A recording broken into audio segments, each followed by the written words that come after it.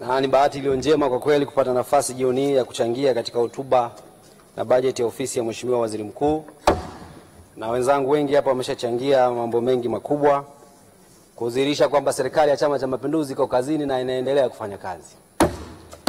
Mheshimiwa Mwenyekiti, huko nje naona kuna baadhi ya watu wachache wanafikiri wabunge wa CCM kazi yao ni kusifia. Lakini tunasifia kutokana na yaliyotokea na kutendeka. Wabunge tuna akili timamu, na kama sisi ni waongo ina maana wananchi wetu watatuhukumu. Mimi nasifia hapa kwamba serikali imefanya mambo makubwa na Dr. Samia Suluhu Hassan amefanya mambo makubwa na nitayataja. Kama nasema uongo wananchi kule watanijua kwamba huyu mbunge amesema jambo hili lipo hapa sasa alipo. Kwa hiyo tunataka kuwapa moyo wananchi waendelee kutuelewa ambavyo tunavyopongeza serikali yetu kwa sababu ni serikali ya Chama cha Mapinduzi iko madarakani chini ya Dr. Samia Suluhu Hassan na mawaziri wote, waziri mkuu na mawaziri wote wanaomsaidia, waheshimiwa wakuu wa mikoa na waheshimiwa wakuu wa wilaya. Sisi tulivyoomba 2020 kuchaguliwa kwa wabunge, ziko ajenda zilikuwa zinagusa jimbo letu la Kilombero. Na yalikuwa mambo makubwa yanayotugusa wananchi wote. Tunavyosema leo yamekamilika. Na kwamba changamoto Mheshimiwa Mwenyekiti lazima ziendelee tu mpaka mwisho wa dunia, sio? Lakini yale makubwa yamekamilika. Nikisema barabara ya lami Ifakara mpaka Kidatu mpaka Ifakara imekamilika, wananchi jimboni wanajua mbunge anasema kweli anasema uongo. Nikisema tumeshasaini mkataba wa kujenga barabara Ifakara kwenda Ulanga, wameona kwenye vyombo vya habari tumesaini mkataba. Tukisema mkandarasi wa barabara ya Ifakara ya lami kutoka Ifakara kwenda Mlimba, wanajua mkandarasi iko site. Nikisema leo tangu wilaya ya Kilombero iumbwe, safari hii ya Mama Samia awamu ndio tumejenga hospitali ya wilaya. Wanaiona hospitali ya wilaya. Nikisema vituo vya afya viwili, tulikuwa na kituo cha afya kimoja miaka yote, tumejenga viwili wakati wa Dr. Samia Suluhu Hassan. Wanajua kituo cha afya cha Msola Station na kituo cha afya cha Mbasa. Tukisema umeme ulikuwa na changamoto za kukatika, waziri wa nishati amekuja, tumepewa karibu bilioni 25, tumejenga substation, umeme zaidi ya mwaka ukatiki. Wanaona substation iko Ifakara na umeme ukatiki. Mimi mbunge siwezi kusema kwamba umeme ukatika afu umeme unakatika, na mwaka huu ni mwaka wa hukumu Mwenyekiti. Kwa hiyo mbunge unazungumza hapa unazungumza jambo la ukweli. Tangu dunia iumbwe katika kipindi hiki cha miaka 5 tumejenga sekondari za level 12. Yaani mimi nimemzidi mpaka waziri Aweso sekondari. Nimeona waziri Aweso anamuomba Mheshimiwa Rais kule kata zake nyingine hazina sekondari. Mimi nishamaliza kata 19 sekondari za level na najenga nyingine za kurudia. Tumejenga sekondari za advance 5, tumejenga shule ya ufundi hizi za amali. Imekamilika na wanafunzi wameanza kusoma. Tuna mradi wa maji wa Kiburubutu bilioni 41 unajengwa Ifakara mjini kata 9 kuondoa changamoto ya maji. Wilaya tangu imeungwa ilikuwa ina kituo cha polisi cha wilaya, tumeshakijenga. Mpaka hivi yoyozi Mheshimiwa Rais kanunua. Tuna mahakama ya gorofa ya wilaya kwa mara ya kwanza. Gari la zimamoto wananchi wameliona kwa mara ya kwanza, magari ya polisi, ambulance na kadhalika.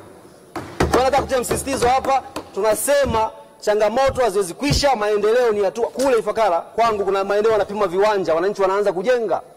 Wakijenga wanataka barabara, wanataka umeme, wanataka maji. Hiyo ni kazi yetu viongozi kufanya. Tunajua changamoto kubwa yao, ni kazi yetu kama bunge kuisimamia na kuishauri serikali, kwa maana kwamba baadhi ya wananchi wachache wanafikiri kwamba kwa serikali basi ni kuiba, ni wizi. Wanatushauri sana wabunge tuwaambie serikali anapotokea mwizi mbadhirifu akamatwe achukuliwe hatua. Hii ni kazi ambayo sisi sote tunaweza kufanya. Kwa hiyo hilo la kwanza Mheshimiwa Mwenyekiti, nataka kusisitiza kwamba mambo makubwa yamefanyika.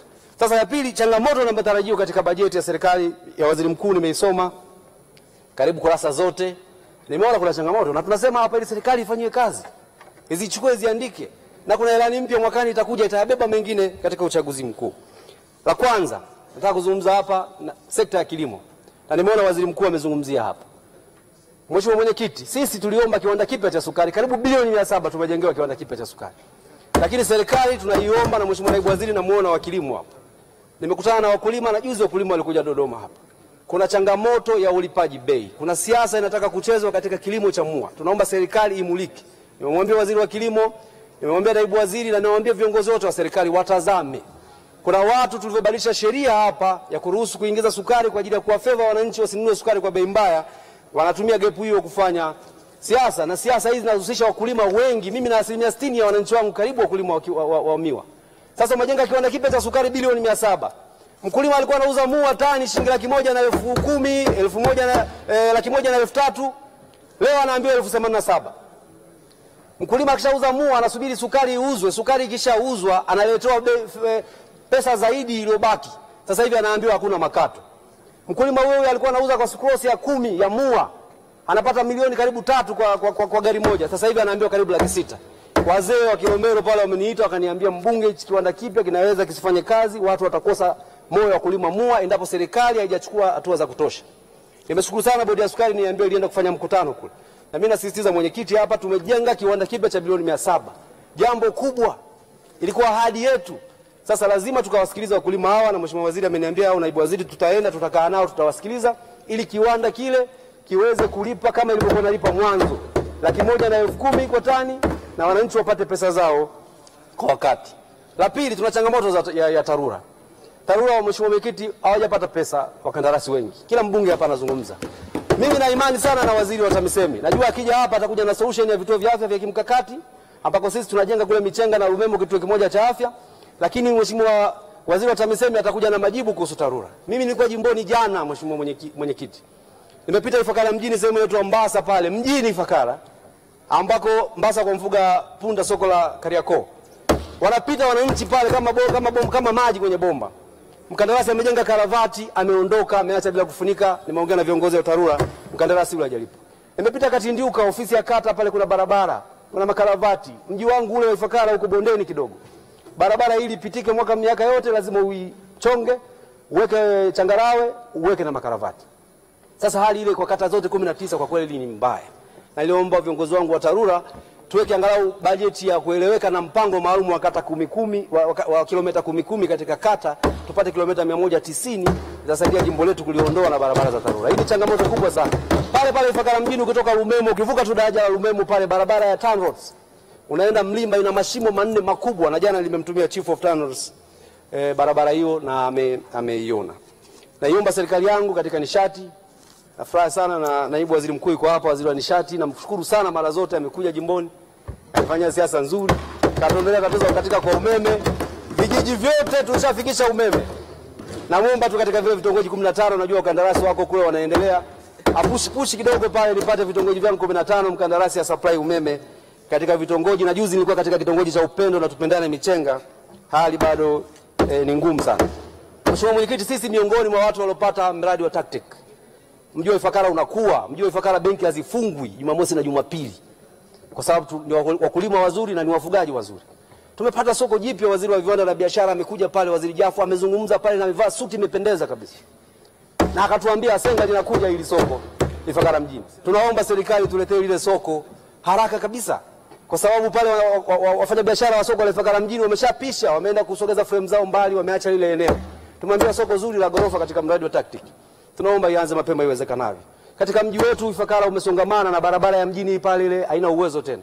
Tunaomba sana mheshimiwa mwenyekiti, serikali tusaidie mradi wa TACTIC wa stendi mpya kama ambavyo ulipangwa. Na mheshimiwa DC pale naona anasimamia vizuri, anafuatilia sana jambo hilo. Mradi wa TACTIC huu utaambatana na barabara za lami. Tunaomba nao uanze kwa wakati kwa sababu kwa kweli ni changamoto kubwa.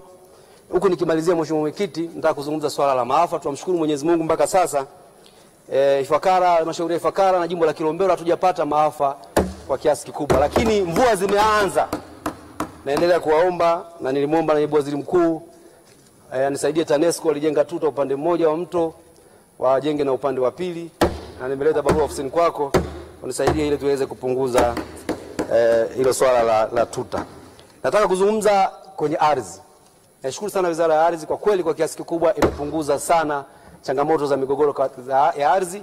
Na tangu wakati ule, tangu mzee Lukuvi akiwa waziri, tulianza kupata hati za kimila. Wananchi wakaona ardhi yao imepanda thamani na kasi kubwa kule wanauza, tunawasihi kila siku wasiuze ardhi yao. Lakini sasa kuna changamoto moja ya baba askofu pale kanisani. Nilizungumza mheshimiwa rais alivyokuja tarehe 4 mwezi wa 8 mwaka jana. Naomba serikali isikilize jambo hili ili iweze kutusaidia. Mheshimiwa mwenyekiti, kwa heshima kubwa naunga mkono hoja 100%. Asante sana. Asante.